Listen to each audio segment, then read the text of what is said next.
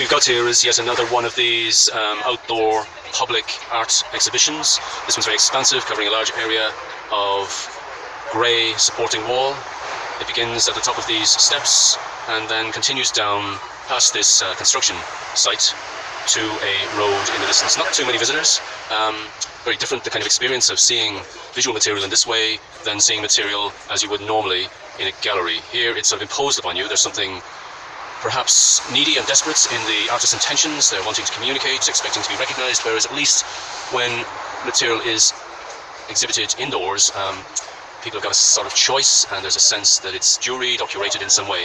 This piece is particularly interesting, and I must say that what's most noticeable about this show is that we've got two ostensibly very tedious and boring forms being combined together and montaged together. We've got ordinary graffiti, the kind of graffiti we've all seen lots of times before, provincial towns all over Britain and all over the planet, full of the same meaningless, repetitive, colourful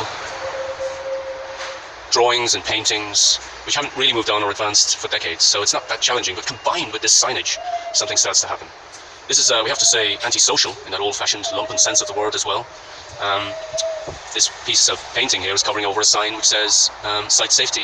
It's there to protect the people working on this site, and also it has a warning about children entering the area. So this is a really antisocial thing to have done, and not something that we can advocate necessarily or see as ethical in any way, but sort of aesthetically pleasing, not least because the signage itself is obeying principles of design that are related to its purpose. In other words, it's a kind of cartographic approach. Colour is selected in order to have an impact. Here, a sign has been turned upside down, and that's effective. Yep, the artist was obviously wanting to grab attention. I think Picasso, in fact, was well known for this kind of thing. He would sometimes tilt his paintings to gain attention. When things are not aligned, we notice them more. Obviously, we have an image here of all the different kinds of helmets that might be worn, and this is clearly a reference to pride, to gay rights, and to that tradition. It's a popular culture kind of concepts as well. Different lovely colours, different kinds of hats from grey to blue, depicting different kinds of activities that the performers inside might be doing. So we wonder, I guess, whether this text and all this writing, which is combined with photography and various kinds of other interventions which have taken place, are recorded here, as well as the painting, is this some sort of reference to conceptual art history, people that have used type, like Barbara Kruger or Lawrence Weiner, or the art and language people? Or is it even something more connected with, say, Patrick Brill or Bob and Roberta Smith? Once again, we see the anti-social side of it is what makes it kind of subversive.